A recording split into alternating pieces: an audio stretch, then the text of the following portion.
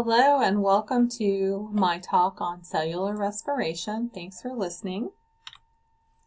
So today we are going to find out what cellular respiration is, why it's important, and we're going to take a look at how it happens. So why do we call it respiration? Is cellular respiration related to breathing? Yes, it is related to breathing. External respiration is the exchange of carbon dioxide on an exhale for oxygen on an inhale. And cellular respiration is a biosynthetic pathway that requires oxygen in order to happen. And we're going to talk more about that in a little bit. So this is just a little cartoon showing external respiration, otherwise known as breathing, and how the oxygen is brought down into the lungs and carbon dioxide is released. And so taking the oxygen down to the cellular level, where a good bit of the process happens in the mitochondria.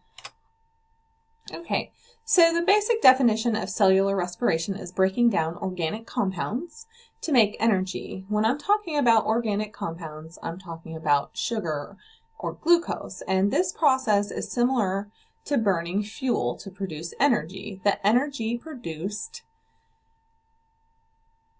by breaking down sugar is ATP, which we've talked about being the energy currency of the cell. Remember that ATP stands for adenosine triphosphate, and ATP is the energy that the cell uses in order to power its metabolism, or all the activities necessary to maintain homeostasis and to stay alive. So in cellular respiration, the energy in organic compounds is converted to ATP. So where does glucose come from? How does glucose get into organisms?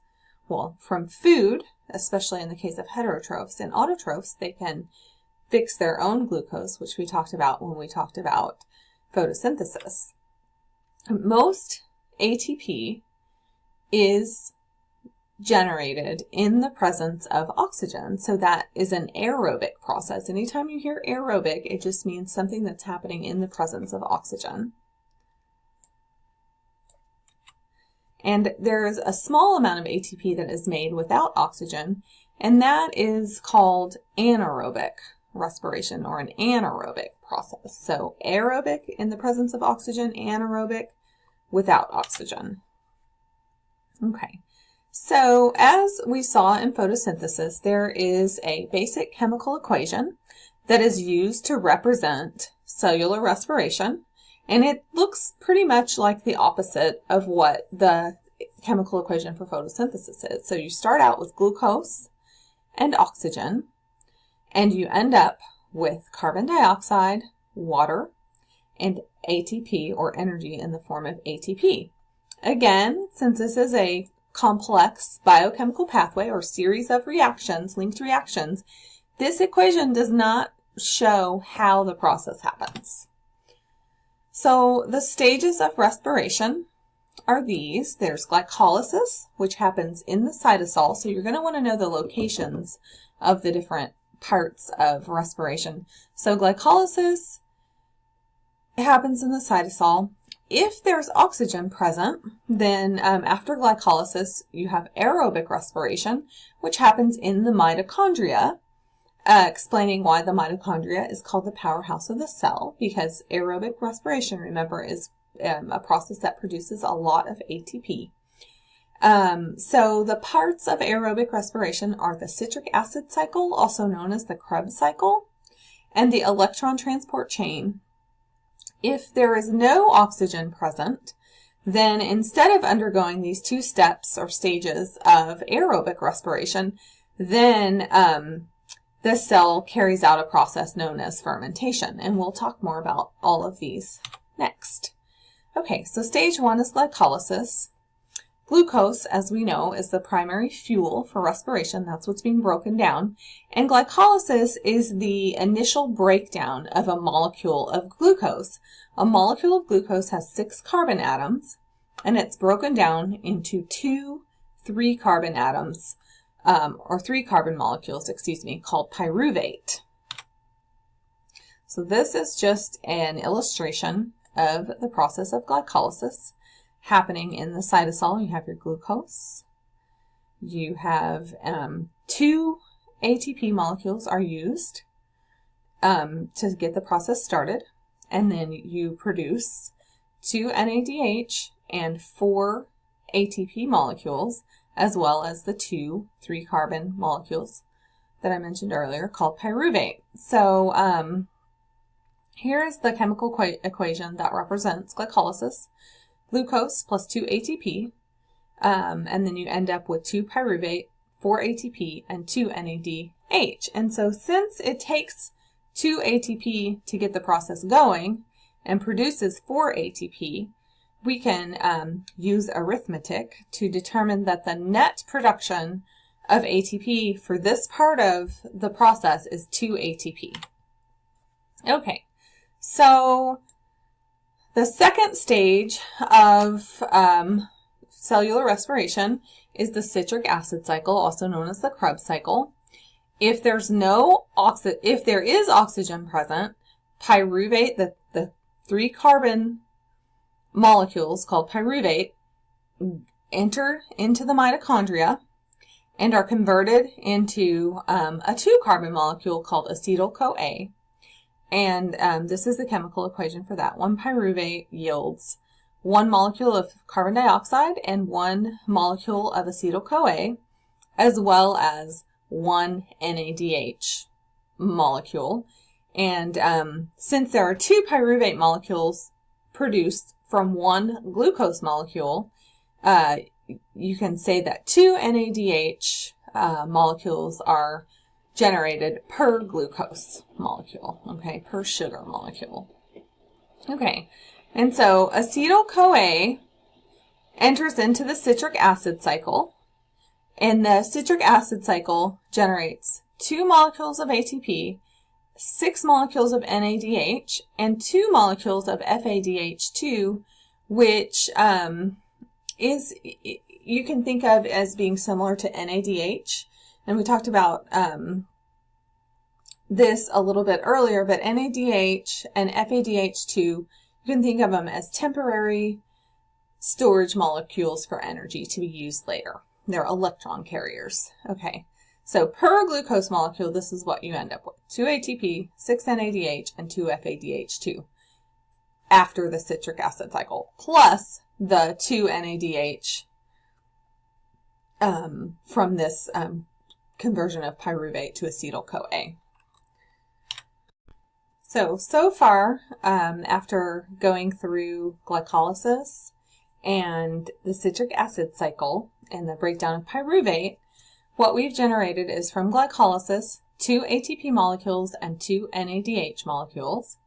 And then from the second stage, 2 ATP, 8 NADH, 2 FADH2 are the products.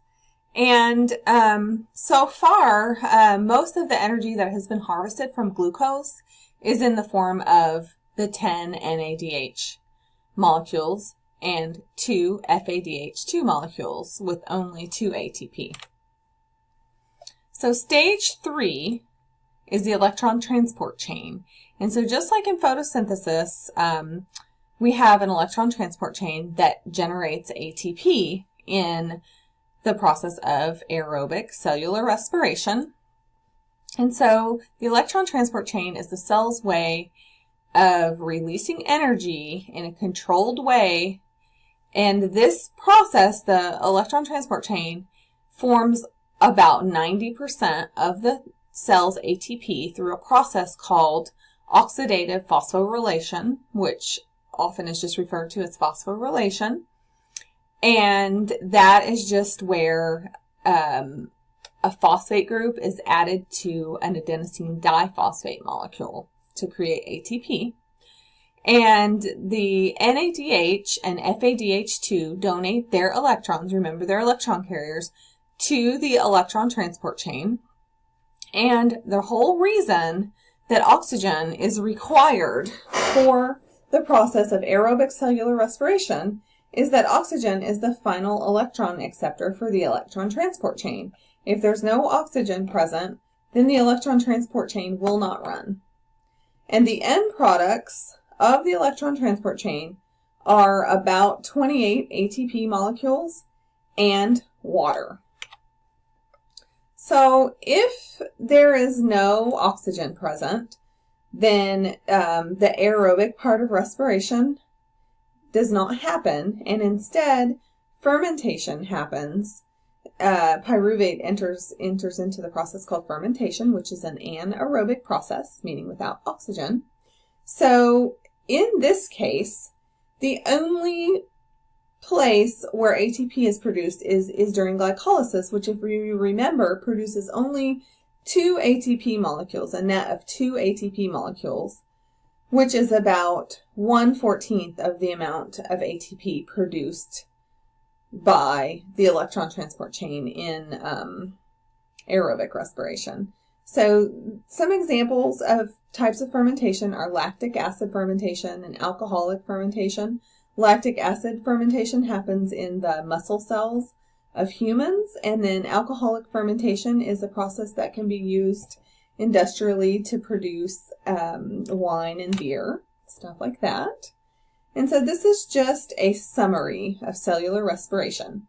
Stage 1, you have glycolysis, where glucose is initially broken down to form 2-pyruvate, yielding a net of 2 ATP and 2 NADH. In stage 2, you have pyruvate being converted to acetyl-CoA, yielding 2 NADH. In the citric acid cycle, you yield 6 NADH, 2 FADH2, and 2 ATP. And then in stage 3, which is the electron transport chain, the NADH and FADH2 molecules donate their electrons to the electron transport chain in order to harvest the energy needed to generate ATP in a process called oxidative phosphorylation, which yields about 28 ATP. So overall, a total of 32 ATP are produced through the combined processes of glycolysis and aerobic respiration. Without oxygen, when fermentation has to be carried out, only 2 ATP are generated. And fermentation is basically a way for the cell to keep going in a situation where there's low or no oxygen until oxygen is present again in the environment or in the cell. Thank you so much for listening to my talk on cellular respiration. You can always find more information in the book, or email me or call me during office hours if you have any questions. Thanks again.